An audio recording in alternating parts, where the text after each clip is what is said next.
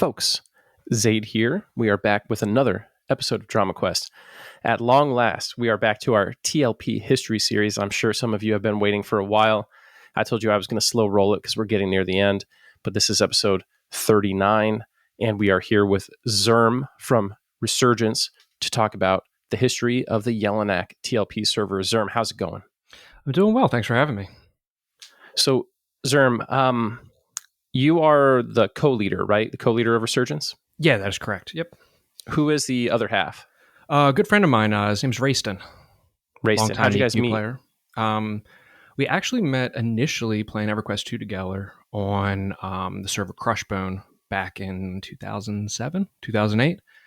We were in rival guilds at the time. He was in the number one guild called Elysium, and I was in a second, third guild at the time called Velocity. Okay. How does rivalry work in EQ2? It's all instance, right? So you guys are just racing expansion launches and stuff, or what? No, there is actually quite a bit of open world. And at least when I was playing, so my primary time was Kingdom of Sky and Echoes of Phadar. And you had open world avatars, which were what they sound like. You know, you would have different gods spawn. And then there were non-instance bosses as well that you could only get in open world. Okay. That's pretty cool. Now, before you got into EQ2, you probably played EverQuest 1, right? Yeah, I started playing EverQuest 1. I'm trying to remember the exact time. It was sometime around late 2000, possibly 2001, in that ballpark. Okay. Do you remember if Velius was out at the time?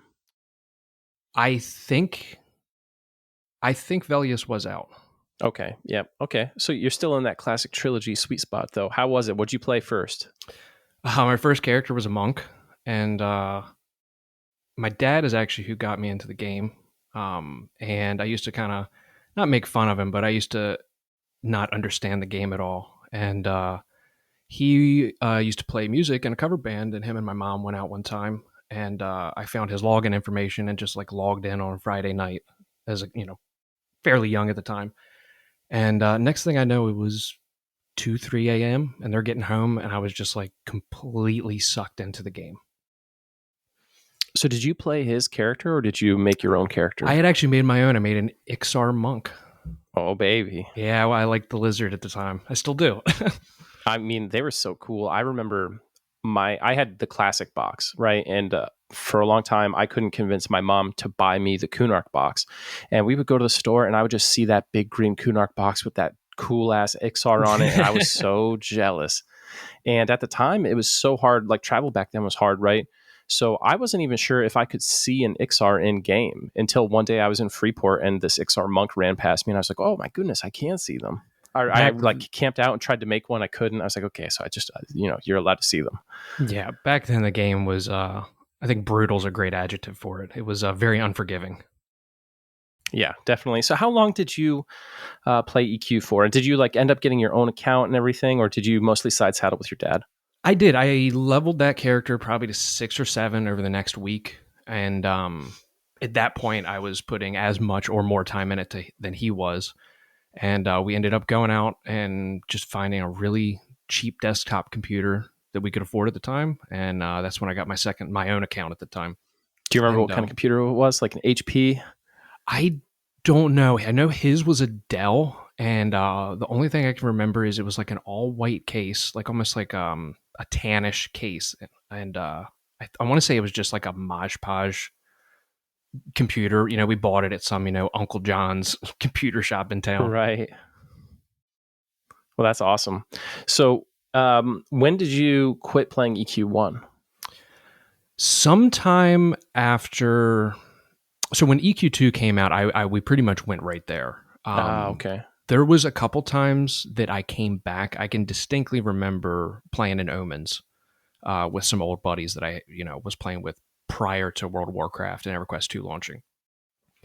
But most of my time when EQ2 came out, for the longest time, I pretty much just went there and kind of kept rolling.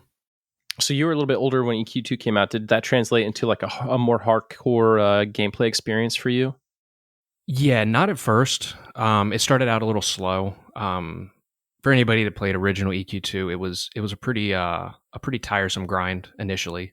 a lot of bugs, a lot of access quest and stuff. But about the time the Deserts of Flame launched, I got into a pretty good raiding guild. And I was getting old enough at that point where, I actually had time to dedicate it and I was getting better at the game. And then sometime right at the end of Deserts of Flames, right before Kingdom of Sky came in, I joined the Guild Velocity. And at that point, I was raiding Sunday through Thursday, 8 p.m. Eastern to 12 Eastern. And then we had back calls for open world. And I did that until my computer died, which was almost 3 years, I think. Was your bat call back then like a phone tree? Like someone called your house phone or your cell phone? Yeah, they called our house phone. Yes, that is good. Yeah. I think at one point I finally got a cell phone at some point and switched it over that, but I can definitely remember my parents not being very pleased that the phone was ringing at 2 a.m. Yeah. You know what's funny? When I think about my beginnings in EQ are very similar to yours, like those humble beginnings. And I remember that first computer I had, just like yours, it was just that off-white. Don't even remember exactly what brand it was. I had that big ass monitor, and a big ass, like small screen, but gigantic frame, and I can almost just like smell the opening of the box. You know what I mean? Like that new computer smell when I first got my own PC to play EverQuest on. It just takes me right back there. There's times when I hear the login music or when I hear a skeleton cackle, that it transports me back, 25, 23 years ago. And it's just, it just pulls you right back. And then, sometimes I wonder, why am I still playing this game after all these years? And then there's times where it catches me off guard and I'll be running through a random zone and it's just like you get hit by a nostalgia bomb. Oh, yeah. You know what my favorite noise was? That crunchy noise when someone got like a critical hit on you. Like if you were sitting down meditating and a giant came up and hit you, that noise. Oh, for some reason, the battle music always stuck with me. I thought it was so interesting for some reason. Yeah, you know what's crazy is like back then I didn't turn it off, so I just played it for hours and hours and hours of that loop, that battle music loop. And like nowadays, I'm like, oh, good, how did I do that? Oh yeah, nowadays like I still play with sound on just because it's one of my things I like, but it's very very low in the background, and I don't think I've had combat music on under my own will in many years. Yeah, you come back after a couple years away and you're like playing, you're like, oh, what is that? Turn that off. Sometimes I'll flip it on a new server just for the initial leveling, like when I'm in the starter zone, just to kind of pull me back to your roots almost, and then it gets turned off pretty quickly after that. Yeah, you're doing it the right way though. Fully embrace that nostalgia. So when you played EQ1, did you ever do any raids while you were playing back in the day? Yeah, I did actually. The server I was on was I'll get a lot of flack for this. I call it Looseland. I know it's probably pronounced Lucklin. But I was on the server Looseland, and it was a fairly competitive server, actually. I started out in a guild that had already seen its heyday. And when I joined it, they were kind of on the downslide. They were called Apex. And I rated content, back then I was rating content that was out of era. Like when I really started playing with them, I think Pop had maybe just launched and we were still doing Velius content. We were kind of behind the game. I mean, that's how most guilds were though, so. Yeah, absolutely. But I can definitely remember doing a lot of the open world dragons, and then got a little bit more serious. I ended up joining for a short brief period of time a guild called Endorian, which was kind of like when Apex split up, they went two different ways. Some of them went to that guild, some went to another guild. And I joined them, but I never did, absolutely, hardcore raiding. Wish I had, but was a little young at the time. Right. So then you eventually get into like the hardcore side via EQ2, right? Because I think Resurgence has a reputation for being a top guild on the TLE servers. Is that true? Yeah, that's where me and Rayston connected. I cannot remember for the life of me the name of the server, but it was sometime around 2012, I think. We happened to be on a TLE, and I saw him run by me, and I just sent him a message, and then we've pretty much been in every guild, even in other games, since then. When you play EQ2 TLEs, how different are they compared to TLPs in EverQuest 1? Like in terms of their attempt or ability to imitate the classic eras of their game? just like EverQuest, they've had their ups and downs. There was one server where they tried to put the equivalent would be putting like Zerkers and Beast Lords in Classic, and that did not go very well. And then they've done some stat changes that were not favorable, in my opinion. It made it harder. So when it comes to a true experience, especially if you compare like EverQuest to Classic, they're not as close together. But the new rules that I've seen for the one coming out is pretty promising. Doing stat rollbacks and stuff. That's in a really good direction, in my opinion. Yeah, I heard that was supposed to be a really true incarnation or an attempt at one for Classic EQ2. Do you think that'll be a success? Will people play it and find out that they don't miss it, or will they enjoy it? I actually think they will enjoy it because most of the gripes I've heard from most people and guilds and is content was too easy, more or less. They need to strike a balance, though. I don't think that it being as difficult as it was back in the day is a good thing either, because you're going to push a lot of people that want to play that away. Because back in the day, it was quite difficult rating. Yeah, well, you on Yelinak, you guys have the super banner now, right? Or do you have banners at all yet, or are you like one expansion away? I think we're one away. We're in Serpent Spine right now, so maybe. Yes, I think Yeah. TBS. Yeah, you are literally one expansion away from the banner. Did you read about the super banner that they added like last year or like a year and a half ago? No, I didn't actually. Okay, so the if you don't mind, I'm just going to talk about it really quick. Is that cool Absolutely. with you? Yeah. So like the banner is this thing that you could put down and people could teleport to it. So it's great for all the clerics in your guild because they don't know how to run anywhere.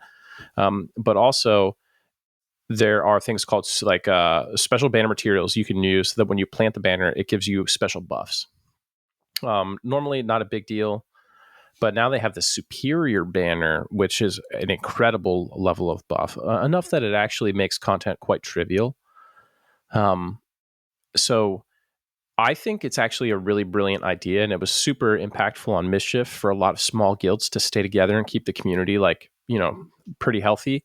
But the thing I like about it is the super banner only comes out during the latter half of each expansion. So for the first half of it, you have your normal content cycle, and then during the last half, when all the hardcore guilds are already farming and stuff, and all that, that's when the super banner comes in, and it helps those small guilds that might be struggling get to still complete the content in era. And I think that the super banner in EQ1 opens up the door for them to make content more challenging because there's a get out of jail free card, so to speak. You know what I mean? That would be. Yeah, so I haven't heard about this. This is kind of news to me, but I'm not always a traditionalist when it comes to these TLPs. I definitely welcome positive changes as long as they're well thought out and well put into the game. But something like that, I think, giving them the chance or the freedom to kind of maybe overtune stuff because of how powerful players are on TLP compared to how they were on live, would be a great step in the right direction for late game when a lot of people fall off of EQ. Yeah. See, so now that we have the super banner, now they have that opportunity. Hopefully, we'll see that tune up of difficulty a little bit to compensate, and then we have the best of both worlds. It'll be a perfect scenario for the raid game. So I think Darkpaw, Daybreak are on a real good course with that. We'll see where it goes. But overall, even if they never made content even harder, it was still good. So. You think this one will be a success for EQ2? What would it take for you to go back to EQ2 and do a TLE guild again? We're pretty steadfast in holding on Yelinak right now. Our numbers are still really good. We have great retention of older players. Like, we still have a lot of people that've been with us for 2 years straight.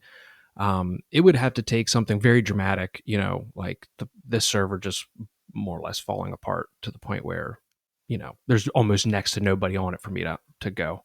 Yeah. Now, when you say that you guys have great retention, you're talking about Resurgence specifically has maintained a great roster, right? Yeah. There are other guilds out there. Without regret, once, I'm sure we'll get into this later on or a little bit later, but once, I call them Without Regret 2.0 took over, they've definitely held a pretty solid core as well. They don't have quite as many members as us as we do at the moment, but they're consistent with them. Well, it's good. I'm glad that they didn't just kind of fold when they didn't achieve the success I think that they expected. and it's good to see like a firebrand kind of guild get a little bit tame and just get along with people and progress. But I think that's a good time for us to segue into like, how did you get into Yelinak? Let's start there. Like, what brought you back to Yelinak? Yeah, so I was on and off in an EQ2 guild on Kaladin with Rayston, and I ended up having to take some time off due to work scheduling. And I came back. We started playing New World when it came out, just kind of tinkering around. There was a Resurgence there, and that was kind of getting on everybody's nerves. And we kind of started talking, and we're like, do we want to do another thing on EQ2? Do we want to do another thing on EQ1? And one day he called me on the phone. Rayston called me and was like, hey, they're dropping a new server, and it's a classic role base, which is what we wanted. We wanted as classic of a role base, as we could. And pretty much from that moment on, we let everybody that was in the EQ2 guild know that we're moving over. Some people moved, and then I kind of just hit the ground running with recruitment. And I don't know if it was luck that we just got our name out there quicker because we were one of the first guilds to post. But we got a lot of attention on the EQ forums and started having apps just flood in months before the server was even ready. And then what helped us a lot was when the server did launch, I'd say 70% or more of those people were right in there and playing with us, which was really good to see. Yeah, you guys had a very effective recruitment message right from the get-go. When I saw it, I suspected you guys would be strong right away. And I think everyone who has run or advertised for a guild remembers like the multi-year timeline of Resurgence keeping their forum post at the top of the forums. That stuff is like people think it's nothing and they let that slide, but that stuff is really important. Like it's very important. Yeah. You got to keep your name out there all the time. Or absolutely need to keep your name out there. Yeah. Attrition will just eat people away, or just like what you guys did was perfect. You struck while the fire was hot, got the name out there early. No juggernaut like Super Guild from prior servers, I don't think, rolled on Yelinak against you. And it gave you that opportunity to just like, boom, everyone who was serious went to Resurgence, and you guys had a really awesome launch from everything that I could tell. And I was really keen on the way you guys were advertising that whole time. I was watching it from Mischief with a lot of curiosity. So you guys actually, in that month leading up, what kind of organization were you doing? The biggest thing was really organizing launch. Initially, we never told everybody right off the rip that we were like, we're pushing 1000%, for open world. We let everybody form their groups. We kind of laid out leveling plans that we thought would be best, and really just tried to get everybody, because we had a good group of people that had played with each other from EQ2. So we had a small core group. A lot of the officers were from EQ2, and then we had a lot of new people. And it's like it's like a fish tank. You're throwing a bunch of fish that don't know anybody into this small bowl, and then kind of just seeing what the hell happens with it. So from leadership side, we really try to focus on just getting everybody on the same page, getting everybody to know each other. And we did that through the planning of the launch groups and kind of hyping that stuff up. Did you feel like there was like doubt because you guys were unknown at the time as a leadership entity in EQ1? Were there people who like doubted your ability to do a big guild in EQ1, or thought that you guys didn't know what you were talking about, that kind of stuff? Not until we got server first on Classic. So it was after you were successful. It was after, yeah. We really had no drama leading up to it. I mean, we had drama. It's EverQuest, but that month leading up and launch in itself was extremely smooth. And then we got Lady Vox, Lord Nagfin, and Iovetian, and I guess it just comes with it comes with the territory. I remember reading the drama begin to bubble up on FOH. People were unhappy about something, and then they left, and basically a splinter crew formed without regret, right? Actually, a lot of these people went to regret, but without regret. But how it actually started was we started, and then there was a guild. Don't quote me exactly on this. I could be wrong on the name. I believe it was called WarQuest, and they split up after we killed Lord Nagafin and before we killed Iovetian. Half of that guild went to form without regret. And I believe Black at the time, I think Black was in WarQuest, and he kind of took all the people that really wanted to do open world and really wanted to push the server and made without regret. And then the rest of the guild, WarQuest, I honestly don't remember the name of the guild they made, but they made another guild that was just a DZ guild, not racing anything, kind of close to friends and family style. And we did at that time lose some of our members to without regret over some of the Fires of Heaven stuff. And some of it was, early on, we were still figuring out how's the best way to do loot. We came into this server, and I want to say on our opening, like our first official raid a week after launch, I want to say we probably had about 150, 160 mains lined up ready to go, which is more than we anticipated. Yeah, it's like nowadays, because the community has recycled through these so many times, there's an expectation that if you're starting a guild, especially if you're starting a quote hardcore guild, that like day zero, everything is already figured out and solved. Like you should, at the very least, know everything that every mob does in Classic and Kunark. You definitely have they expect you to have like a DKP system that they can cry about on day one already. You know what I mean? They pretty much they want everything to be like just like their last guild was. Basically, is what people are looking for, and I definitely don't envy you guys. With the guilds that I've done, at least I've got a system where I could say like, "Shut up, we've done it before." You know what I mean? And people are like, "Okay, we get it." Like there's a little bit of trust that we're just given. So I definitely don't envy you having to deal with that, especially having to deal with like people trying to create a mutiny or split off and do something else so early when things are like kind of at their most vulnerable. You know what I mean? Oh, absolutely. Yeah, it's definitely a balancing act at that point, because especially from a guild leader standpoint, is you can't be too soft, but you also can't be too hard. Yeah. If you're too soft, you're going to chase away the really good players, and then if you're too hard, you're going to chase away the players that make the guild, the wheels turn. Exactly. Yes. Like all those players who want you to be beating your chest and loud and yell and talk shit, they quit around the time that Quorum dies. You know what I mean? Oh, absolutely. There is always that group of players that they play every year from Classic to Pop. Quorum dies, they stick around another month, and then they're gone. Yeah. Yeah. And you just can't build a long-term guild off of that community of people, but you want to attract them because there's some talent there. If you can keep them corralled appropriately. So what was the leveling process easy to you? Did you think it was like not that bad as an EQ2 player? It wasn't bad. So I played on previous servers. The first TLP I did was Mayong, if you remember that one. Yep, the 5150 like a 5150, yeah, and had voting. And then I was on Cornav a little bit, Eridoon. Trying to think which other ones I've been poking my head around on. But you definitely knew what to expect with leveling and stuff like that after playing on those servers. Oh yeah, absolutely. And leveling wasn't bad for us. The server was quite populated at first. I mean, I don't know the exact numbers, but it was hefty. And we ended up having the first chunk of level 50s on the server, and then we went straight for Lady Vox when we had the people available, and then we went straight to Nagafen after that. And then after that, we pretty much spent most of our time getting ready for Ivetian and playing a Sky. Okay, so fear and hate weren't as big of a deal to you guys? Not as big of a deal. We had a lot of guys, including myself, who were spending a lot of time there just farming gear. But we went in there. It's actually funny you bring it up. I think Plane of Hate was the first real drama we had. We had the luck of having a Shield of Immaculate drop first kill of a brand new guild. Right, and, the curse. Yeah, pretty much.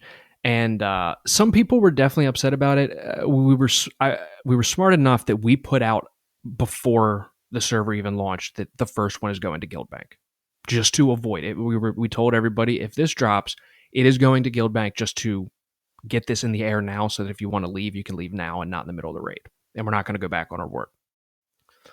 And then in that same raid, we wiped to Enaruk once, and for some reason that was an interesting part that stuck with us for a while. I think a lot of people that were in the guild at the time thought that no guild should ever wipe to Enaruk, and I didn't quite understand that. Yeah, people in EQ have this aversion to wiping to content. I think it's a symptom of not having to do challenging content for so long. You know what I mean?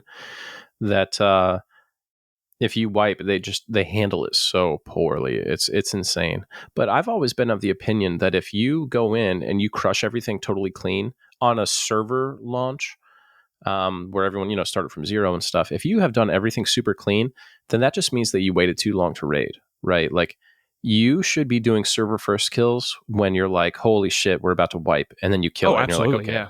yeah. And I I think remember, we made 3 pulls on Lady Vox before we got her. okay, And wow, everybody, we had a lot of people, like 46, 47. You know what I mean? Like the tanks were 50, but they were all in damn near banded gear, and right, it was a lot of fun. Actually, I thoroughly enjoyed it.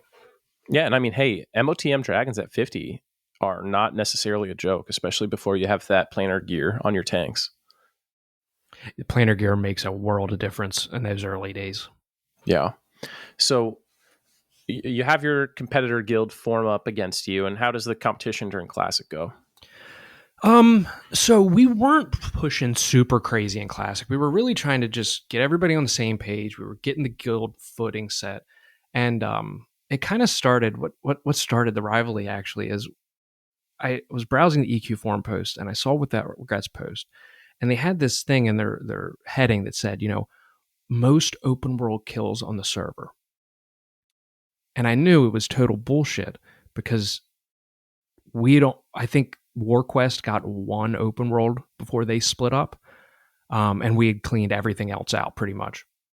And so we kind of thought it was a joke. And I'm sure some of our members started trolling them. And then for some reason, that kind of started it. And then there was a couple battles in Plane of Sky. There was an Afridi Lord that we DPS raced and lost on them. And then there was a situation with the I can't think of her name, the bees. Boss. Yes, yeah. There was a situation with the bees. We say they trained us. They say we trained them. But I think that bee situation was probably the start of Resurgence not particularly liking WR, but also just kind of finding them silly and funny at the same time. And then without regret, really disliking Resurgence. So you guys basically battled a little bit back and forth during Classic for the rest of that time. And then Kunark was the first opportunity to see, okay, like who's going to win in a real progression race, right? Yeah. So when we started hearing all the shit they were talking in forums and Discord and game, I kind of took it. It's been an EQ, like a Resurgence standard now, as pretty much all of our launch forums, I have them titled Project something. And that started from Kunark. I pretty much made this from scratch, this Kunark launch sheet. I titled it, I can't remember the name of it. I think it was like Project Rat Snake or something along those lines. And I kept it secret, besides like me and a couple very trusted officers. And we didn't tell anybody the plan for Kunark, but at the time, the plan was to completely decimate them. Just like blow them off the server, more or less. Like, and just, if you're going to run your mouth, you better have, the power to back it up, kind of thing. So I secretly I make this document, and then I had a meeting 1 hour before server launch, and that's when we told everybody what the plan was. The only thing they knew is that they had their own groups made. Like, I gave them the freedom to make their own leveling groups, pretty much. That's all they knew. So the server launches, and everything's going great. We're leveling really quickly, and sometimes server launch, I think 5 p.m. Eastern, sometime around 2 or 3 a.m., a guild that I didn't recognize because they were new to Kunark launch called, I think, Victorium V. Excuse me. We noticed that they were starting to level faster than some of us. So probably around 3 a.m., I made the call to let's go try and pull Trachanon. And we went and made 3 pulls and wiped because we only had 2 level 60 tanks, or not even 60. I think we were 58. I called everybody off, and then we came back the next morning at 6 a.m., so only a couple hours later, and we 2-shot it. And then from there forward, we got the next 6 Trachanon kills back to back. We lost the 7th and then got the 8th. And pretty much kept without regret out of VP for over a week. They missed a lockout because of it. Wow. And we actually have a video, if anybody's ever interested in watching it. There's a video documenting that whole thing, and it shows all the kills with a little description of what's actually happening, and it goes through pretty much all of those kills. It was one of the funnest times I've ever had on a video game. So what did you think of that track? That first one you got down, was it tough? It was. We were fairly undergeared, and a lot of people were underleveled. The fight's one of those fights where you mess up the call and people don't get out and they get poisoned. You're pretty much going down. As soon as people get low health aggro, that fight just kind of goes out the window. Right, yeah, he starts running around and just gets chaotic quick. Did you pull him to the banish point, or did you fight him in the lair? Banish point. Yeah, nice. There was a couple open worlds, though. We actually had a pissing match with WR one time, and they were wanting to pull him to the banish, and we were standing back a little ways. And at the last minute, we were just like, when we count down, guys, we're running to Trakenon. Like, we're running straight to Trakenon. We're engaging where he stands, and we're burning. And enchanters, make sure you fucking mana drain him. It's on you. Oh, yeah, that's right. He gates. And so we're standing there, and we're waiting, and I would just go. And the whole Guild of Resurgence just runs full speed right into his lair. And in the video, you can see him at 15, 20%, right as Without Regret. And at this point, they had a sister guild, like a coalition against us, starting to trickle in. Dang. I'm surprised that you guys came back only 3 hours later, too. It's really 3 hours is not a lot of time to grind out. Those 50 to 60 levels are pretty slow compared to 1 to 50. So it was mostly just, I think, pretty much, I don't even think I went back and told people to grind. I know some people did. I actually think I told everybody to take a power nap. Like, come back refreshed. We've been grinding for the last 10 hours. I said, take a couple hours, but we're coming back at 6 a.m. And I think people started trickling in between 6 and 6:30 a.m. And then we pretty much just went right in there and 1 or 2 shot it. So you think it was just coming in for kind of fresh with a little sleep? I really think, that's something we do standard in a lot of our launches is, I've learned my lesson, on the Luceland launch, and I always try and give people their time. Have you ever thought about just yelling more when they wipe? I've definitely thought about it, and there's been plenty of times where I've been on the border of losing my cool, but I try my best to keep my cool. Yeah. Or conversely, you can motivate them by saying, look, guys, we don't get to sleep until this is dead. So maybe get your shit together. Yeah. But early on, they would always say, Zerm's getting quiet, guys, because I would get pissed off and I'd get quiet. Yeah. And, then all of a sudden the tanks are getting a little bit better at grabbing mobs when they're coming into camp, and the healers aren't waiting to the last minute to cast, their CH or... Right. The hardest part about those early eras is you have so few tools to do anything with. You know what I mean? It's not like you have MGB, Beast Lord shit. You know what I mean? All the stuff that you use later to ramp up your raid speed. It's just meh. I guess we'll just med.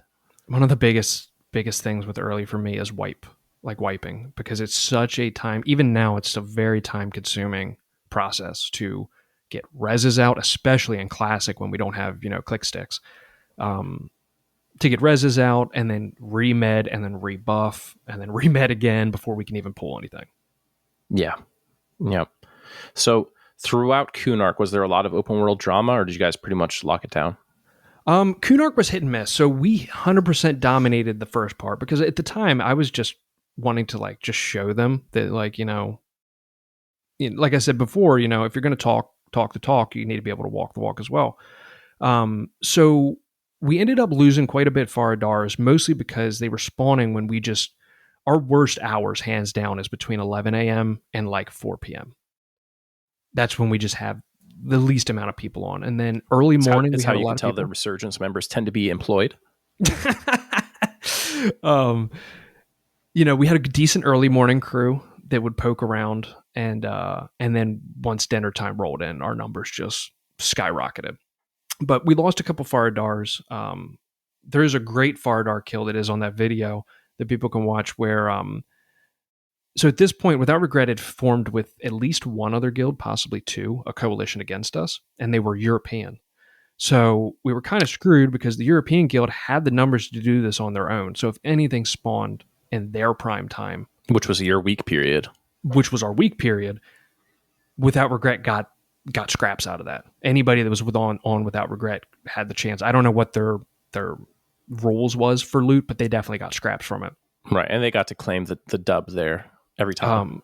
But so we were racing a Far Dark hill, and this is probably one of my favorite kills we've done in any game. It was a blast. So there was between 50 and 53 of them split between two guilds, and I think we had about 29 people show up. It was like a Wednesday, 2 p.m., really shitty time for us. And we were looking around, and I noticed that they had no bards, and we had like 5 bards. And I shifted all of the major DPS into a group with just the bard and took everything else out of it. So we had groups of just, 3, 4, 5, 6 monks, rogues, that kind of stuff. And I told our main tank, I said, when they pull this, I said, we're going to wait for them to pull it, but when they pull it, you grab that boss and you keep it in the middle of the hallway. Do not let it get next to the wall. And I pretty much told our class lead bard at the time, I said, tell everybody to play these songs. So the boss comes walking in, and our tank catches him off guard. He runs down and grabs it, spins it right around, and we jump in and start DPSing it. And they had nowhere to joust. Right. And all of our bards were playing max resist, and we were resisting 95% of all of it. Right, and they just had to sit there and soak the AE. 29 people against 53, and we've got that kill. And I mean, that was one of the few times that comms was like, you would have thought it was a world first kill. Like, right. The morale was through the roof. It was fantastic. It was so much fun. And that was a PD, right? Yeah, that was a PD. Yep. Yeah, so she's stunning them, just shutting down their DPS every AE cycle. That's the way to do it. All right, so Velius is coming out. What do you guys do? What is your plan for Velius launch?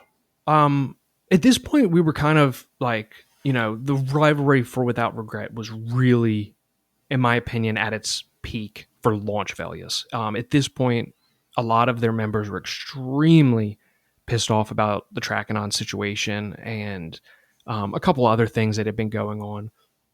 And so we were planning. I'm not a big fan of Waking the Sleeper personally. But we knew that if we didn't do it, that they would do it. And the competitive side of me is like, if we're going to do it, I want to do it. I knew that they wouldn't. Black reached out to me a couple times, not even a couple, twice, I think. But the issue was Black was I couldn't personally trust Black at all at the time. And I didn't really trust anything he was ever saying to me. So even if we had an agreement, I didn't trust him. So we planned, we're going to wake the sleeper, and we're going to go for Avatar War, and we're going to go for Relax server first. So Velius launches, and we do pretty good. I think we collected 15 or 16 keys for Sleeper's Tombs. And then we ended up getting the Avatar War kill. And I don't remember, this definitely something on my end. I think I thought we were so far ahead of Without Regret, and I didn't verify that we were. And I remember saying, we have a couple DZs. I had a couple of people had left. I said, we're going to take, a 4-hour break, and we're going to hit this first thing tomorrow morning, like 5 a.m. So right when I let everybody go, about 20 minutes later, I'm in Discord talking to some friends, and I see the first warder die. And at that point, I'm like, I know I fucked up. Like, there was nothing I could do at that point. They're in there killing it. So we just kind of tuck our tail between the legs and accept that loss at the time. Like, we're just like, they got us, I'm surprised that you didn't bat phone and then at least pop a Sleeper's Tomb 1.0 DZ while it was still awake. You know what I mean? It had happened so quickly to us. And in hindsight, I absolutely should have done that. But I didn't. And I don't really have a good reason for it. I mean, hey, you can't make the perfect call every single time, right? Yeah. So just, So like, I'm just kind of like, damn, they got me, kind of thing. Well, next thing you know, I hear this rumor going out that Zaide spent his guild bank on keys. Whoa. I'm sorry, not Zaide. I apologize. Black. I apologize. Yeah. Black from Without Regret spent his guild bank on Sleeper's Tomb keys. And so we're kind of just sitting on that for a little bit, and somewhere I actually have a screenshot where Black decides to DM me, and he's just kind of like, "What'd you think of that?"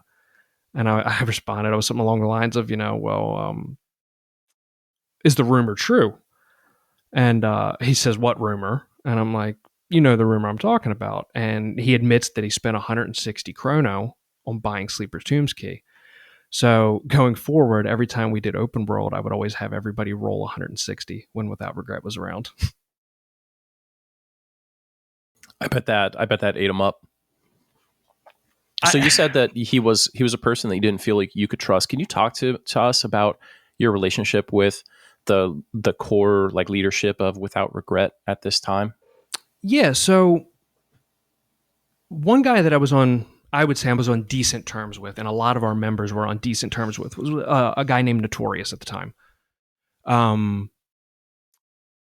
had talked to him at least once in voice regarding a Vulak open world kill at some point, and they were trying to figure out a way to make this work, and they were wanting to split loot or do a fair DPS race, that kind of stuff. But when it came to Black, he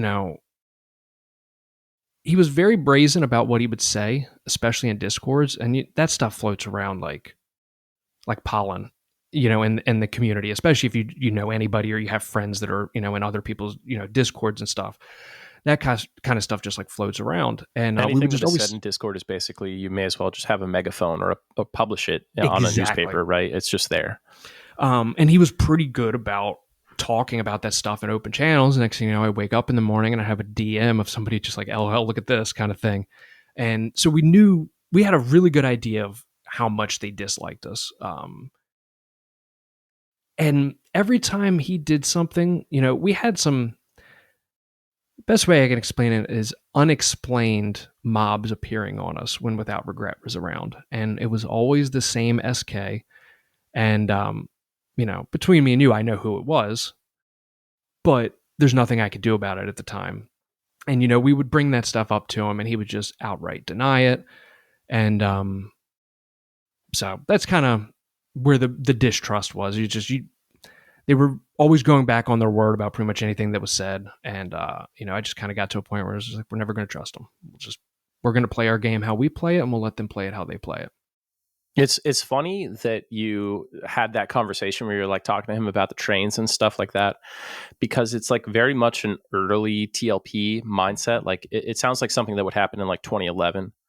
Like nowadays, if I see another guild competing with us in the open world on a mob, I just expect that there will 100% be trains, and I would never think to ask anybody about it afterward, because like the answer is yes, we trained you and we did it on purpose, and no, we will not do something different next time. You know what I mean? Like that's how the conversation would go between I think two guilds. the reason it was asked is not so much the act of them training us, but the situations around them training us and how we were trained, if that makes sense.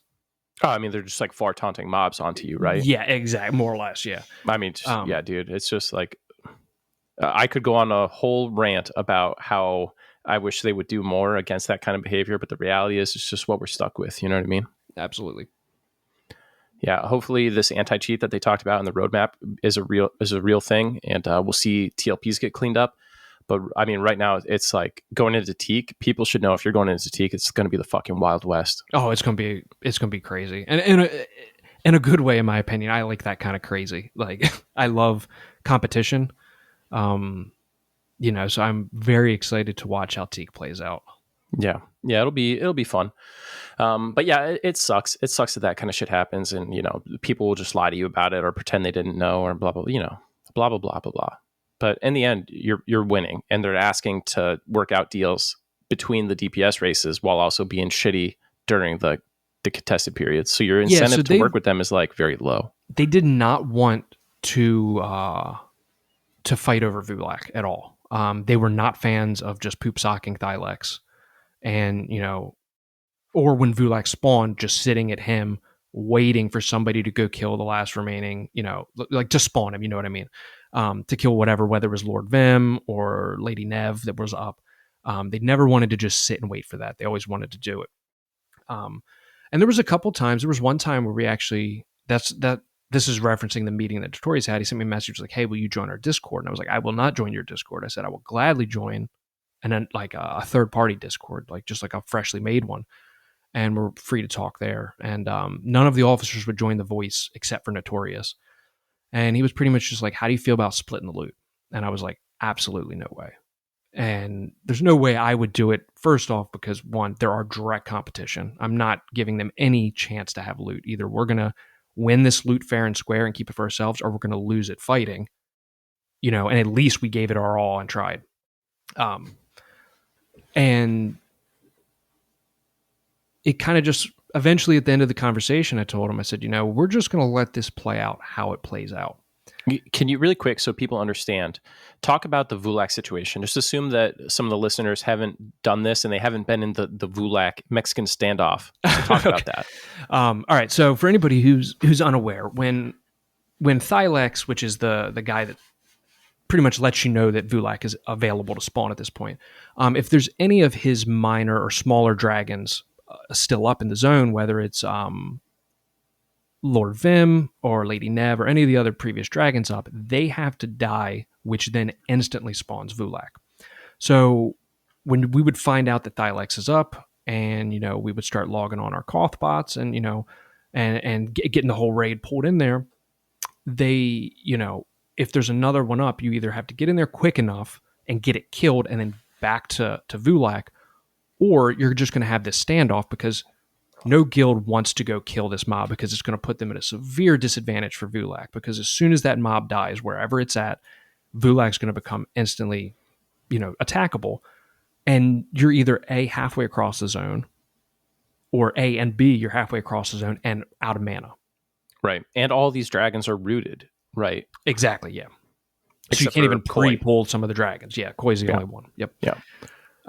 So we had a couple tricks up our sleeves. One of the ones we would do fairly often and ended up being the best option for us is it only failed one time, and this is the time it failed, is when Notorious and me had the Discord meeting, was Lady Nev was up, and we went to Lady Nev and we started killing Lady Nev and just let WR sit at Thylex.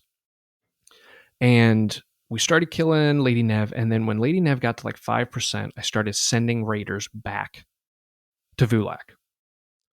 And, at 4%, I sent another 2 groups back to Vulak. And then at, 3%, I sent another group, and I kept doing that.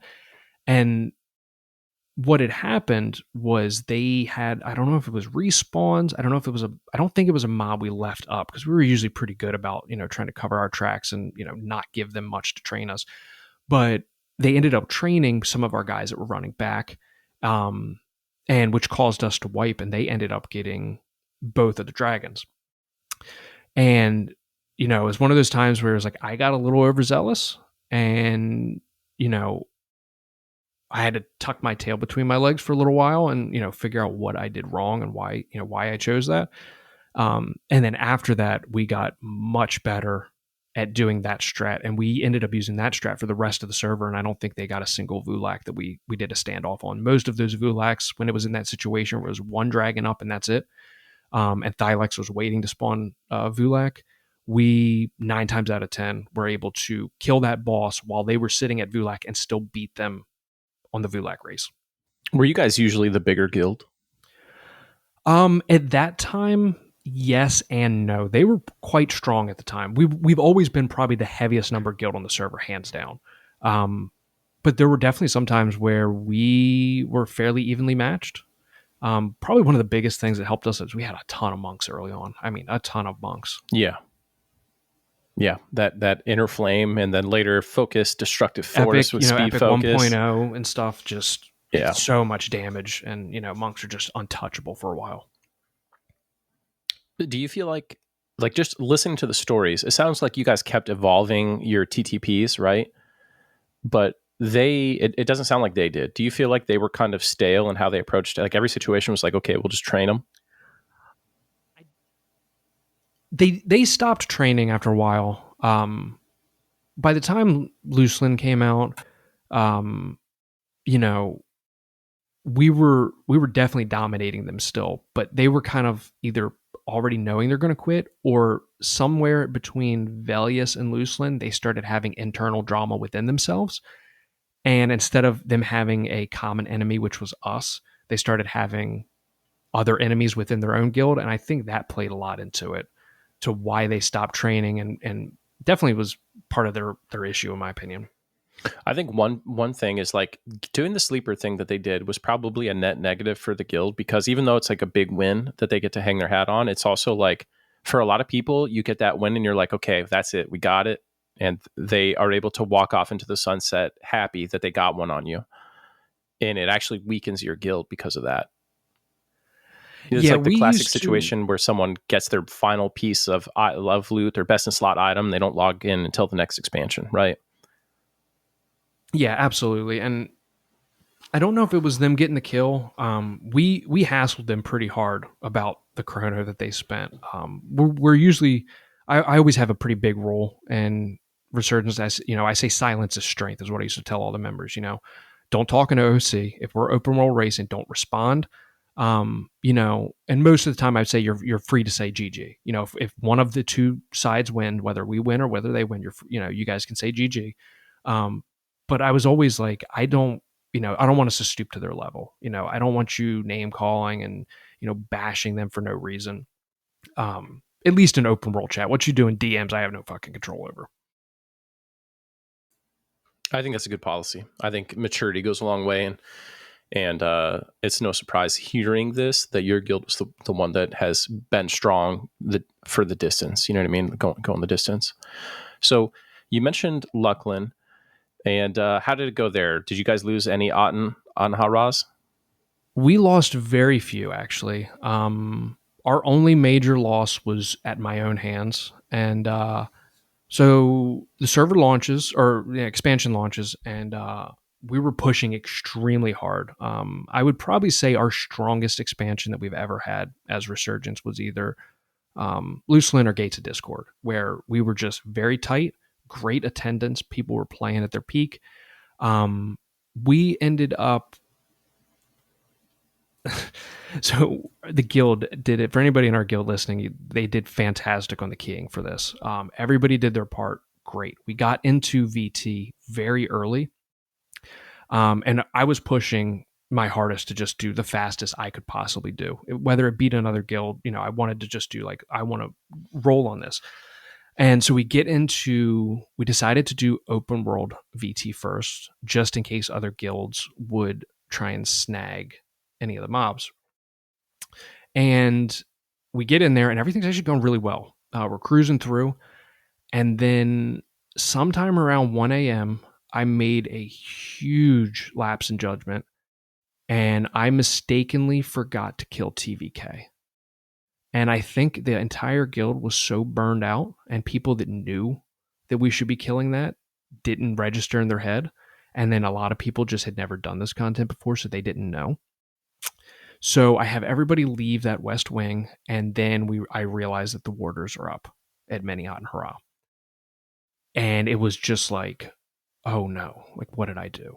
Right, it's like a multi-hour clear to redo this shit. Oh my gosh, this is awful, right? So at this point, everybody's at like 34, 35 hours up with no break. Like, Lucian was one of the few ones we really didn't do any break for. So they've been up all this time. I got 72 people in the raid, something like that. And we ended up deciding, I actually left it up to the guild. I was like, how do you, I pretty much owned up as like, screwed up. Here's our options. Like, I'm willing to go for it if you guys are. And everybody anonymously was like, I'm doing it. I think we maybe lost one person. Nice. And we ended up clearing our whole way back all the way to TVK, got TVK down, and then pushed our way to Hot and Ra herself. But it cost us about 4 hours on that launch. We were still first by a long margin. But yeah, it cost us a solid 4 hours on that. That's brutal. That extra 4 hours at the finish line when everyone's tired, that's rough. It for the people that are still around, that's it's a really good memory in the guild. There's a lot of like jokes that were made around that time just because people were delirious. And, there was at one point where they kept asking me, how many mobs do we have left? And there was at one point we probably had 300 mobs left to kill. And I didn't have the heart to tell anybody. So I just started saying about 8. So every time they would ask me, how many mobs we got left? Oh, we're almost there, guys. We got about 8 more mobs. Right. 25 minutes later, how far away are we? About 8 guys. We're about 8. Um, and I said that all the way up until Hot and Raw. It sounds like a fun group of people to play with. To be honest, it sounds like that was a lot of fun. They're a fantastic group of players. They're really good people. You know, even going back into the early days, like I thoroughly enjoy playing with this group of guys and girls. So you guys do that. How did you do like a bunch of other mobs on launch? Did you get the first Seru, the first Kadisha, or did other people snag those? I don't remember. I'm pretty sure we got the first Seru, and I can't answer with 100% certainty if we got the first Kadisha. Um, that I honestly don't remember. I think Kadi doesn't give yellow text, so it's hard. It's hard to know. Yeah, it's hard to track it. We did it pretty early. I think we did it like the next day. We went and cleaned up everything we hadn't killed yet. Nice. But I honestly don't remember if we were the first to kill those. I think Luckland was around the time that you and I first started talking, right? Yeah, that sounds about right. Yeah. I remember you DMing me about like your Luckland clear time. Oh yeah, that was when I found the speedrun server, and I was just curious where we stood against people, and that's when I remember reaching out and trying to get, I don't know, verified's the right word, just kind of. I remember. Like, I think it was you submitted your runs and stuff, but I literally never go to the website. I never look at it, and I was like, oh shit! And you DM me, so I would go and check them out and like approve them so they'd appear and stuff. But yeah, that was awesome, and it was a good run you guys had. So you're going into pop at this point. What does the competition landscape look like? Is there any real competition still as you're preparing to enter pop, or you guys pretty much have it locked on? So, one thing that we left out on Looseland that kind of is a preface to pop is at some point, Without Regret, half of Without Regret broke up. They ended up having a struggle with another guild. I want to say it was possibly Melody of Mischief, maybe. There was also another guild. I can't remember if Queen Yo's Yacht Club was a thing yet. They ended up having issues with them, pretty much just having train battles for some of the lesser mobs in VT, more or less, is what it came down to. One raid would start it, and then that raid would train them. It killed both raids, and then they'd both run back in. And at some point, probably like the last month, maybe 2 or 3 weeks of Looseland, WR split up. And then pretty much this WR that's left is the WR that's present today, more or less. And this is a nicer, more mature WR, right? Yeah, we get along pretty well with WR now.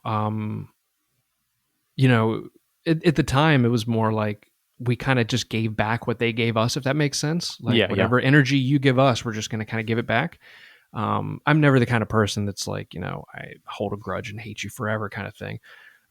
So I'm sure there are plenty of members that are still in WR now that probably aren't super fans of ours. But when Prophecy Row launched, we worked with them, making sure, what is the name of that boss that drops the teeth? I think it is. Oh gosh, I can't remember. I can't think of the name of it. Titanathon? Yeah, we worked with them and did, like a server thing to make sure that, everybody got their stuff. That's about the extent that we went though with them. Other than that, we are just on talking terms, not good, not bad. They should have renamed the guild after that, Ben, with a I little always bit of regret. told, when I talked to them at a later time, getting ready for Prophecy Row, I had a voice meeting with all the guild leaders in the server, and I told them, I was like, can you guys just answer why you didn't rename the guild? I just for my own curiosity. They're like carrying a bad rep for no reason, basically, right? Yeah, especially the players that are there now. I mean, a lot of them I don't even think were around. There's a couple old heads there, but a good bit of them I don't think they're around. They're just carrying a bad name, and some might not even know it because it was 2 years ago now. But yeah, so Pop comes around. So WR breaks up, Pop comes around, and Pop, not a lot of competition for us. We ended up doing Pop without bringing up the numbers somewhere around, I think, between 50 and 60 hours, maybe a little bit longer. I could be wrong. It might be 70. But it was a fairly decent run through. We did it over the course of like 2 days, 2.5 days, something like that. And it was a really good launch from our side of things. We had great attendance. We had a raid, full 72 man main raid, and pretty much just did it all as a group. And it was a great launch. I like progression where it's raid oriented. I can spend Yeah. time with the people. You're killing common mobs. There's a couple of times we had to split down for flagging purposes, that kind of stuff. But overall, it was just a couple of days of spending time with your friends, more or less. Speaking of splitting down, what were the splits like for Resurgence back then? We have always split as heavy as we possibly can since day one. We were 2 splitting in Classic, 2 and 3 splitting in Kunark, 2 and 3 splitting content in Velius, 2 and 3 splitting in Pop, and there was a couple times where we did, I think, 5 Quorum kills, 4 Quorum kills. Split down 4 or 5 times to kill Quorum. But we usually had at least 2 to 3 splits a time running every raid night. Are you like a raid leader normally? Yeah, I'm one of the raid leaders. Yeah. Early on, it was me and a guy named Lockmar. And then I had some help from some other officers. But then once Lockmar left sometime around Pop, a good friend of mine, Day Shades, stepped up, and he's pretty much been my partner in crime ever since. God was another one where you said you guys raced really hard, right? God was hands down my favorite expansion. We spent a lot of time trying to perfect our tipped runs. I remember you hitting me up and being like, "Hey, what was your God clear time?" And I was like, "Oh God, I don't want this guy to beat to beat me." Like I said before, I wanted to know what the reference was. Like if I was an hour behind a very reputable time, would I want to be first? Absolutely. The competitive side of me is, but also I've never led a God launch before. So this is the first time I'm leading it. And if I can put a really competitive time out there, I'm happy with it, So I was just kind of feeling people out just for what's the reference point in this? What should our tip run looks like? What should our progression look like? And that was that expansion. We had really good competition from a guild called Quino's Yacht Club, who kind of became like our WR 2.0, pretty much from God until Demi, I think, or Dark Hollow, whichever one it was. Right. And they were about 40 minutes behind us. Wow, that is very close. It was very close. And we both put up times around, I think our time was somewhere around 8.5 hours and theirs was just shy of 9, something like that.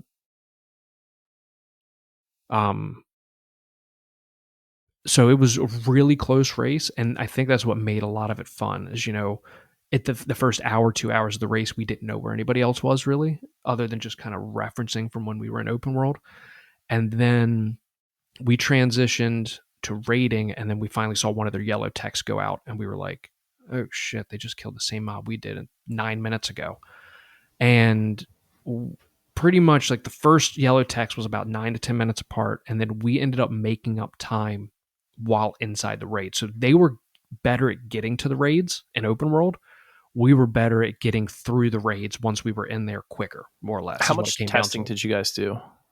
Very little. We did not go into any of the final raids. We pretty much went into, it's stretching my memory on the actual names of the raids, which is the one that gives you the debuff. Ukwa. We went into Ukwa and poked our head around, and then the raid that's just like that one, not the Trials raids, but there's another one that we went into. And then as officers, me and a couple other people popped into Texavu and just kind of got the lay of the ground, kind of figured out polling, more or less figured out where I want to take the raid when we get in there. But we didn't go in as a raid and do any practice there. Gotcha. So most of your practice was like tipped stuff, right? Yeah, we focused mostly on tipped, and then we had a great rogue, Labertinka, really awesome dude. I don't know if you ever met him. He's kind of an old head around here. Yeah, he's been in Faceless a few times. Yeah, he helped us, and we worked with him, and he did the actual keying for us, doing like all the turn-ins and the text and dialogue and all that kind of stuff. Right. Yeah. You can get tripped up there, and you can. Yeah. There's some bugs still in that process, actually. So when you guys were going through and you got Quivik access, did you guys stop knowing that that Kanos Yacht Club was on your heels pretty much. Did you guys stop and kill Sino and Zoo, or did you go right into Texvu? We actually, if I remember right, I'm pretty sure we stopped and killed him. I could be wrong. I'm pretty sure we stopped and killed him though, because I think we got a golden wrap of the compact on the first kill. Yeah. And we were so monk heavy, everybody was jumping for joy. Yeah, on our GOD launch on Mischief, we skipped them both. We were ahead, and we skipped both. I think maybe we told Raid 2 to get one of them. I don't remember. I think we skipped both of them for both of our raids, though, and went right to Texivu. And our competition killed them, but they ended up being way behind us on the TAC V clear time. So we probably had the time to spare, but we weren't taking any chances back then. Yeah, I'm trying to remember some of that stuff. It's hard for me to remember.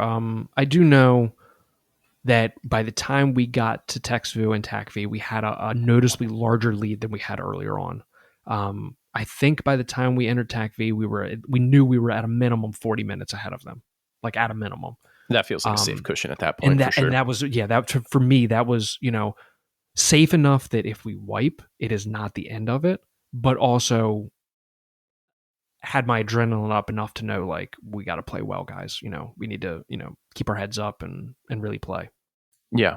Yeah, Inctuda, the one right before Tixivu is a sketchy one because, like, you could see people roll up on Inctuda and you could be done with that in like 19, 18 minutes if you're fast. You know what I mean? So you just don't know how. Breeze through there, yep.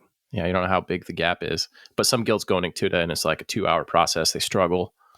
For us, our DPS has always been a big thing for us. Like, once we get into the raid and start killing stuff, I mean, that's kind of in my element. Like, I like a disciplined raid force to a degree. And I've always tried to, instill that in any of our raiders the best that I can, like I want to have fun, but we do what all these other guilds on the server did 9 hours a week when they were doing it for 12. Right. Yeah. And on top of only raiding 9 hours a week, we were also deep splitting all of this content extensively. It's one of the things about hardcore guilds that people often get wrong especially after the bat phone era, because the bat phone, you're doing a lot of extra raiding, but generally hardcore guilds in instanced eras raid less than casual guilds because you raid far faster. Yeah, I could see that. Yeah. Because some guilds will get into, use Plane of Earth as a good example, Plane of Earth B, and struggle on Wraith Council. And, a well-disciplined, well-ran guild can get in and out of there pretty quickly, 20 minutes, 30 minutes. Yeah. One thing that's big for me is like start times. A lot of guilds advertise like, hey, we start at 8 p.m. And that's like when they start forming their raids. I hate that shit. Like if I say we start at 8:30, that's like mobs are in camp dying at 8:30. Yeah, so my rule's always been if we're starting at 8, invites are starting at 7:30. Buffs are starting, at 7:50, 7:55, and we're pulling to ZZ, zoning in, and starting pulls right at 8. Yeah. And in the 2 years that we've been, doing this, that's one of the few things that we've been extremely consistent about is we aim to go over as little as we can, and always make sure we start on time. Because, as members have stuff they should be held accountable for, I feel the same way about officers and, people running the raids. If you're expecting them to show up on time, you need to then start the raid on time.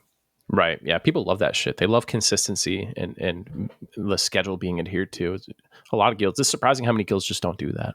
That was some of the dramas that we've had in our guild, some changes. Cause like there were definitely times where we had to adjust this, NTOV. One of the things was we were only raiding officially for 3 hours, but to split it well, we had to do some kind of a pre-clear for trash.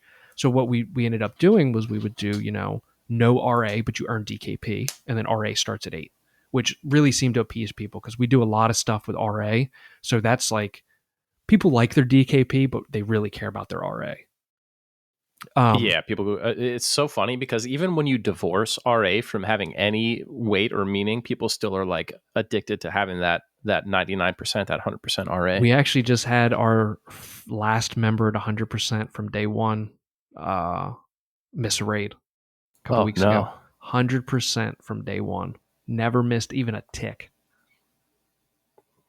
What happened? He like break his leg? He traveled, went away. How dare he leave his He cave? ended up leaving anyway for Teak, but I think, once he lost that 100%, I was like, I might not come back, because once you lose it, it's like, I can miss a little more. I can miss a little more. Like, it's no longer 100%. I get it. Right. Yeah. 100% is the magic number there. Yeah.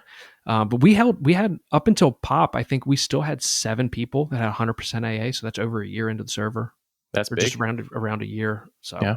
Wow. All right. So you guys wrap up GOD, and you said there's stiff competition from Kanos Yacht Club all the way up through Demiplane. So how close did they come on Omens, DON, and Demi? So they beat us on Omens. Oh shit! You guys lost Omens? Yeah, we lost Omens by 20 minutes. Believe it or not, I actually was away on vacation when Omens launched. I went on a fishing trip in Florida. Wasn't something I could reschedule. I had that fishing trip planned before I even knew I was coming to Yelinak. And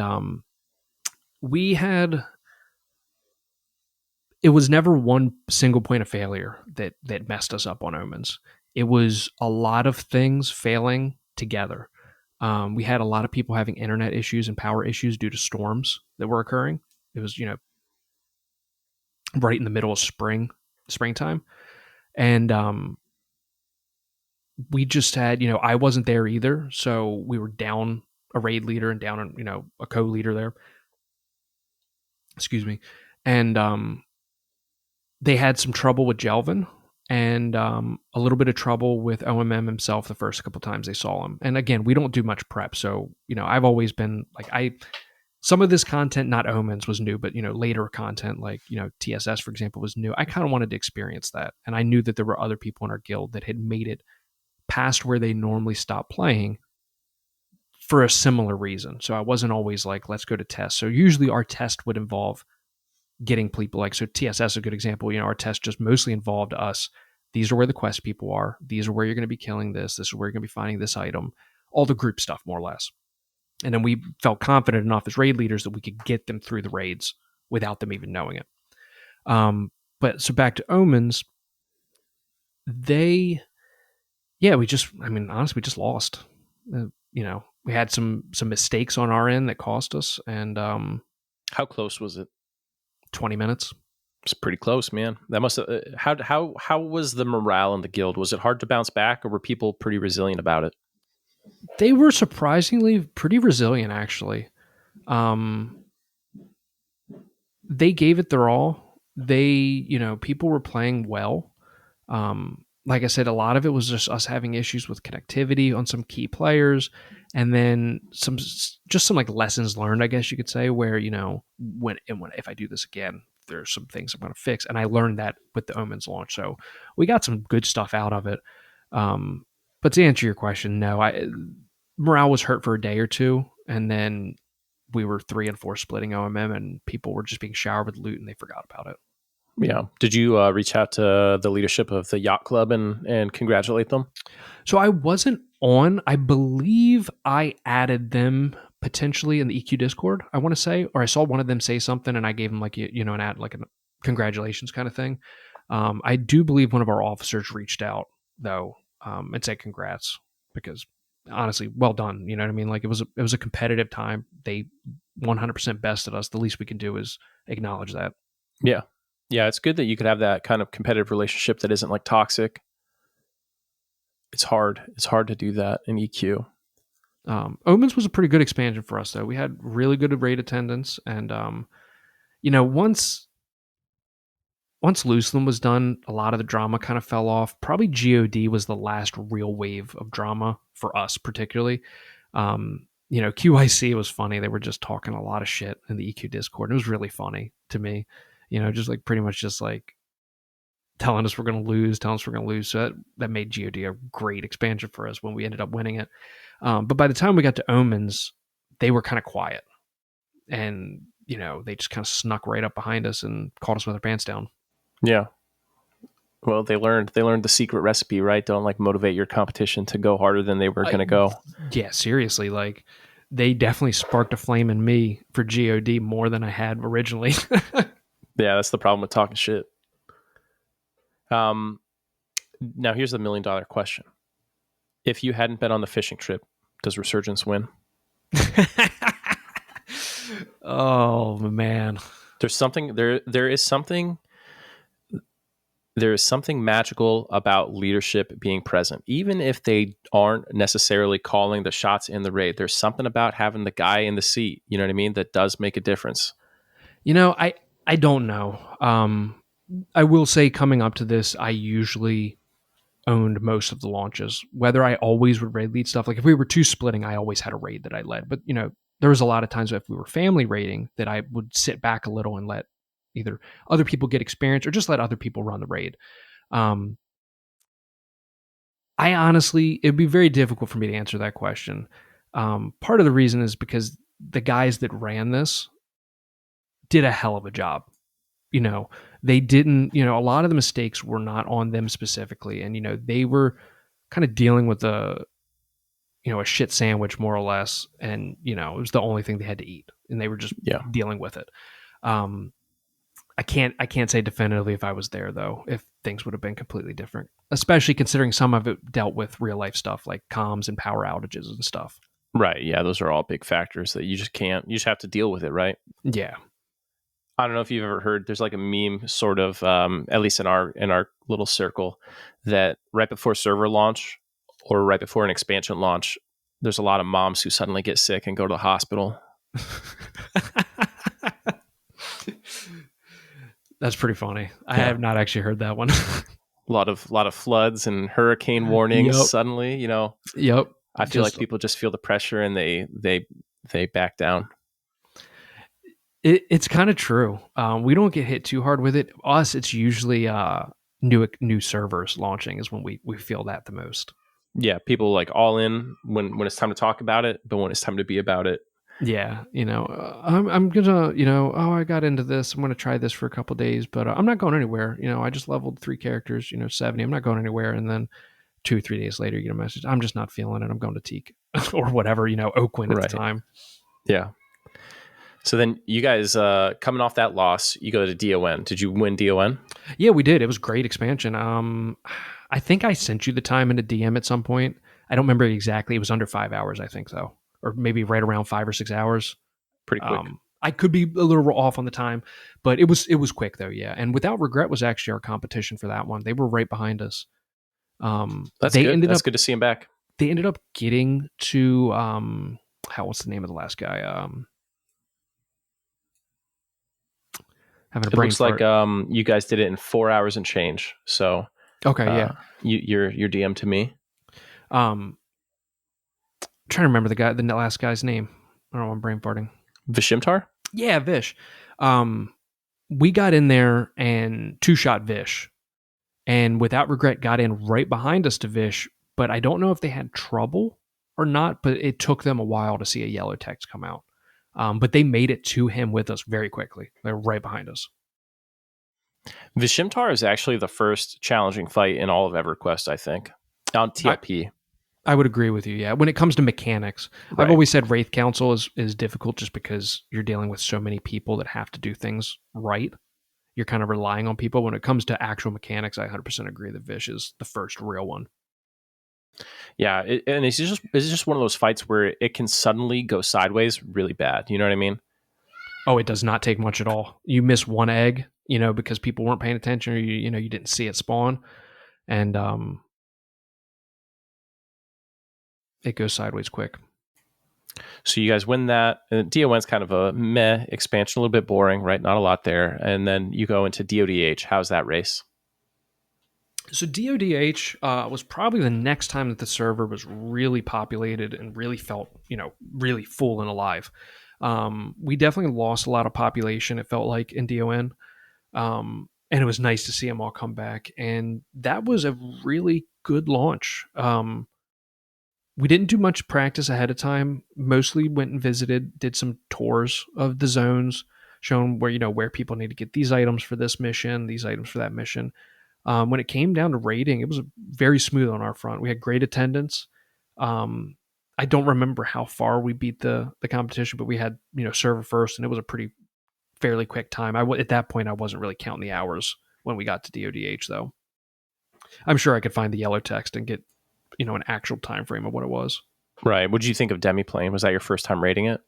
That was well, yes and no. I had messed around with it on what server was it? There was another TLP. I had seen it, but it was my first time doing it competitively, and then on top of that, raid leading it.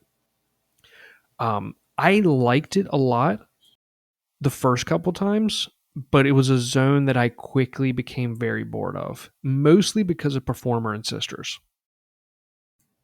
Yeah, if you're not involved in the sister stuff, it kind of is lame. But if you're doing it, it's a lot of fun. The thing that killed Performer's me, not bad.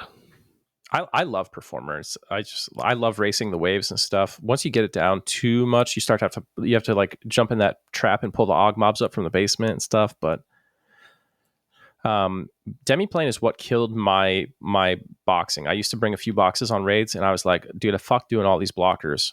Oh, dude, it's a pain to box those raids. Yeah, dude, never. It definitely hit our attendance because a lot of people, including myself, I typically would box a druid with my monk, and even then I was like, I don't really feel like dragging my druid through this. And after that, we go into POR. You said you organized a thing for your server, right? Yeah, we just that initial open world. I had always been told they had like a 20 or 24-hour spawn. We ended up confirming it's much shorter now. I don't know when that change occurred, but we ended up doing it mostly as a server, and got all that handled. And then we really didn't have much competition on POR. Without regret, if I remember them telling me correctly, they were just concerned about getting it before reset, like so they don't miss a lockout. That was their only real concern. So as long as they killed her before then, they weren't really concerned about it. And we didn't have any other strong competition like really pushing it. What do you think of rating Death Knell? Not bad. The end boss kind of felt like a letdown for me.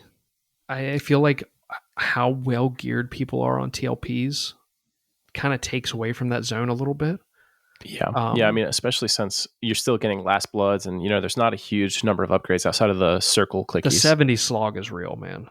Yeah, definitely. It's real. And, I saw that they're combining on Oakwin. DON and Omens. Exactly. And that's a great move. Honestly, I wouldn't mind if they rolled POR in with it.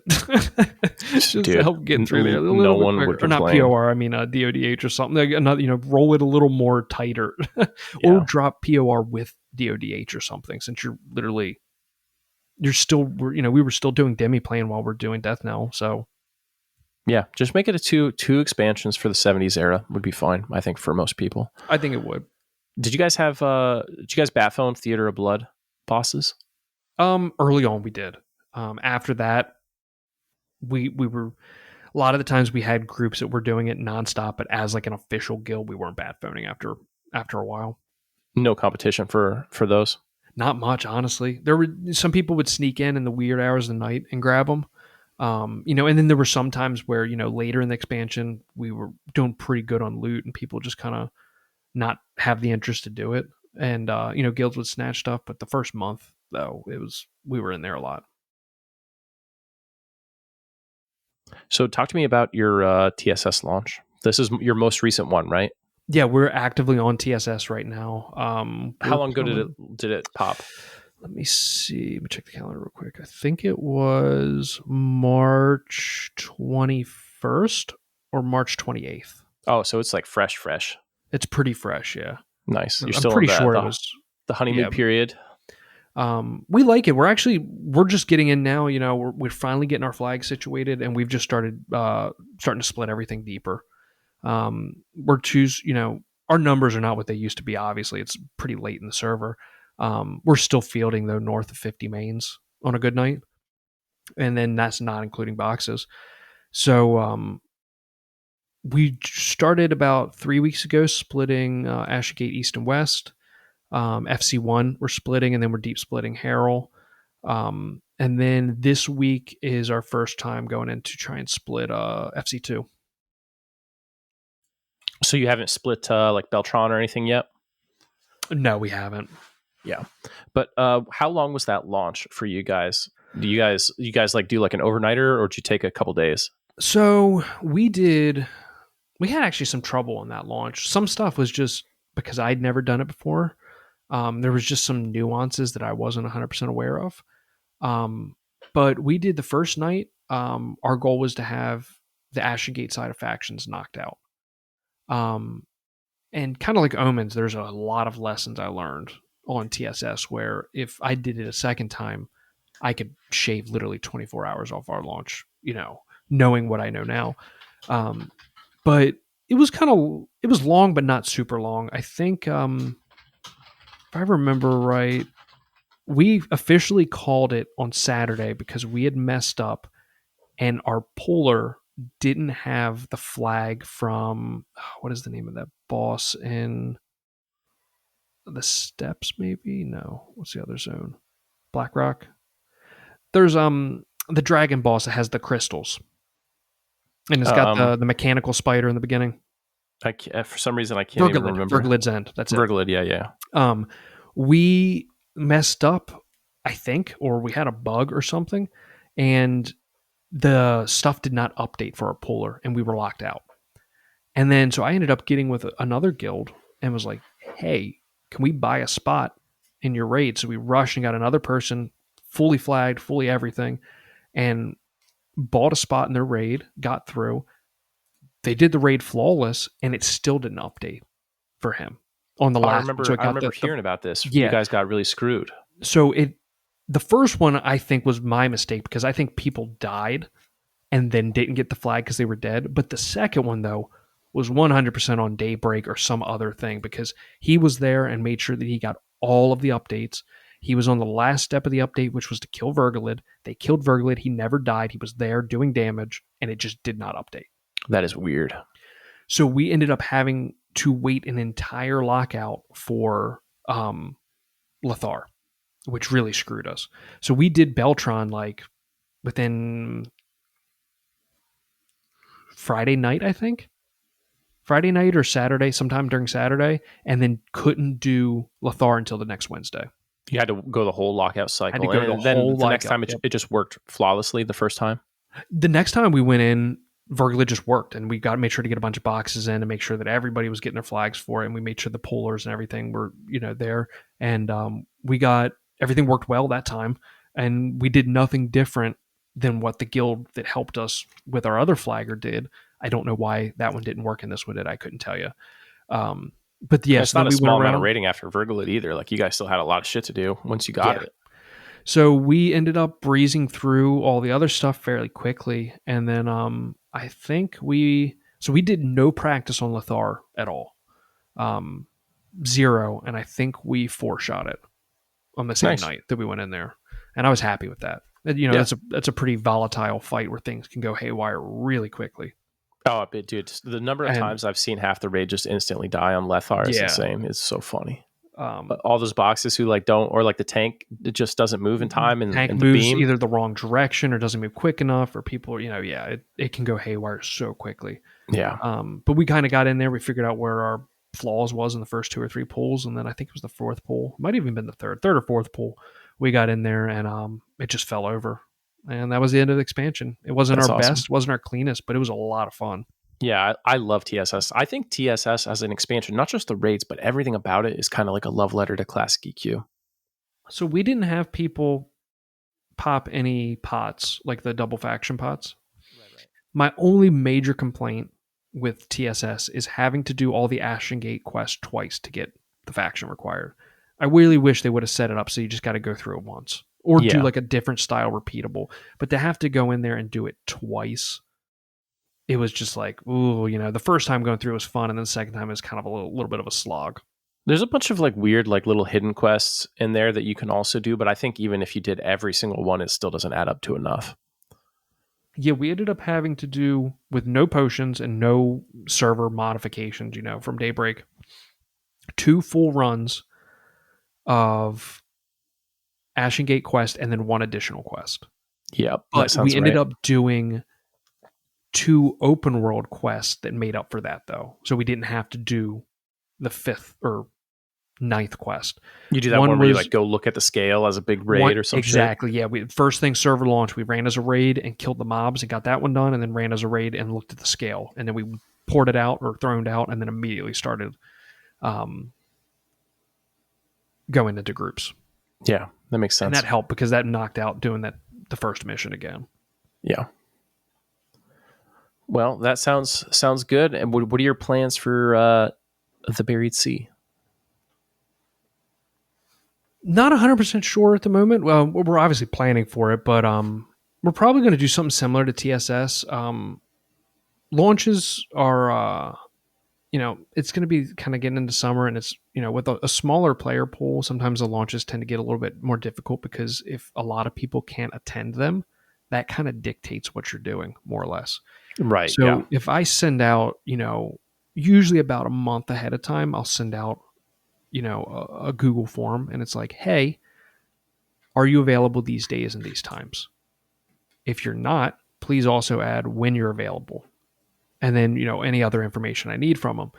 And that kind of sets the stage after Omens for how we do a launch.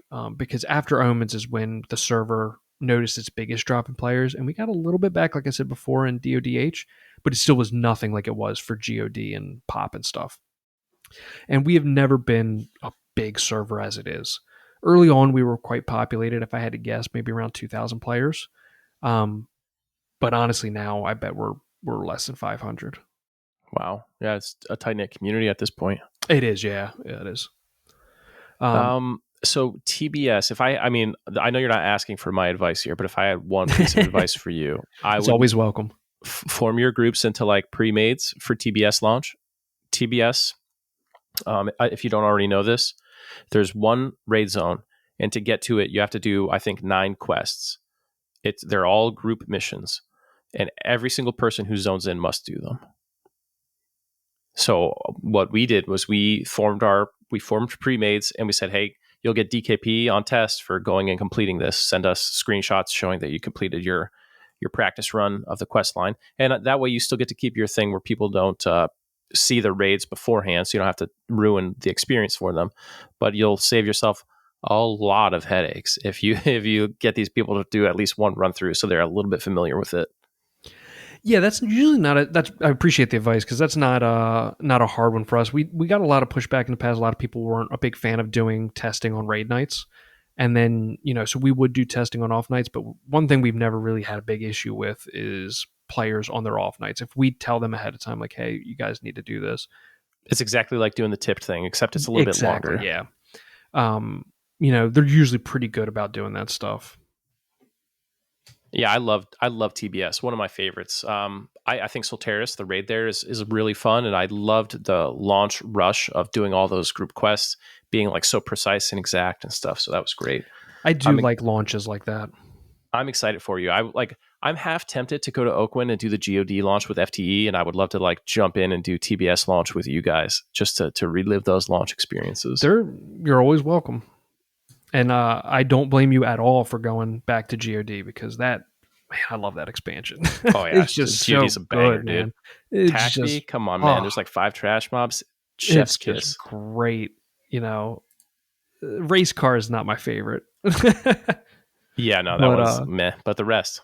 We ended up just kind of getting to a point where instead of kiting them, we would just kill the damn things. Yeah, that's what we would once do we got too. enough health pull from the tanks after 1 or 2 clears in TAC V, we're like, screw it, let's just sit here and fight stuff. Yeah, it's better than watching guys run around bored. But I am looking forward to TBS. I'm looking forward to the other expansions, and we'll see how everything plays out. So looking back at the scope of the history so far of Yelinak, and especially of you and Resurgence, if you could go back and do anything differently, if you could change how you handled things in Classic or how you dealt with Without Regret or QYT, is there anything that you would do different? What would you change? I wouldn't skip TVK and VT. I can tell you that much. That's such a you would lose such a story though. We did gain a lot from that mess up. There's definitely some stuff. Probably the big one is, we've never been very. I've always tried to be open. Like, I'm not the most proud leader to where it's like it's my way or the highway. If somebody comes to me with a really good suggestion, um, I 100% take that suggestion to heart and try and figure out the right, will this work for the guild? Is this too focused at this person, more or less? And try and push that through the filter of all the officers and find the best thing. But there was definitely some times where I think we thought the lesser of the evils was listening to these people in that way. And then, at the end of the day, we were right all along. And, that's just one of those things. That's hindsight's 2020. You Yeah. try and make the best decision in the moment. And it's not always the best decision. And, I look back on those and I'm like, I could have prevented a lot of headache for myself if I just stuck with my gut or if I just listened to this officer. And then vice versa. There were times where, the officers and myself made a decision. I'm like, I should have listened to that member. He was spot on with his observation. It's just, it's tough when you're in leadership of a guild in EverQuest. You have to make thousands of decisions over the course of a year or two. And, just like anything else, the math dictates that every now and then one of them is going to be the wrong one. Hopefully you don't do anything too egregious. As long as you usually, are going forward with the proper intent, I think everything works out. Yeah, one of our big things, and at the end of the day, I want to have fun on this game, and I want everybody I play with to have fun on this game, whether it's a competitive fun or whether it's just hanging out with people. It's fun, but I've always been, and I can safely say this about Resurgence. We've always been good about if we put a rule out, we're going to stick to that rule, and if we have to change the rule, we will 100% give you a definitive, real reason as to why it's changing. It will not just be we're changing this rule. It'll be, well, we saw this happen, this was exploited, this was done, or we did this, this is why it's better for the guild, and try and get that out. And I think it's why we have good retention in our guild. I could be wrong on this, but it's one of the things I think that keeps people around is the officer core, and me and Rayston, we're kind of no bullshit in the sense, whereas if we say something, we'll stick to it. There you go. All right, Zerm, thank you for coming on the podcast. This was an awesome episode. I think, maybe in a year or two, we should follow up and see how Yelinak's done with the ladder expansions and stuff as it hits those. Do you have anyone you want to shout out? Anybody I want to shout out? Yeah. We have a gentleman in our guild who is I always make the joke that he's never wrong. And we have this guy, his name's Brofist. He's a really good dude in our guild, and he has taught me more about EverQuest than pretty much anybody else, and he's been playing a fraction of the time that I have. So Brofist, if you're listening to this, thank you for that, because you're really good at researching shit and figuring it all out. All right, folks, there we go. Zerm, thank you. And everyone, this is Zaide, Zerm, and DramaQuest out.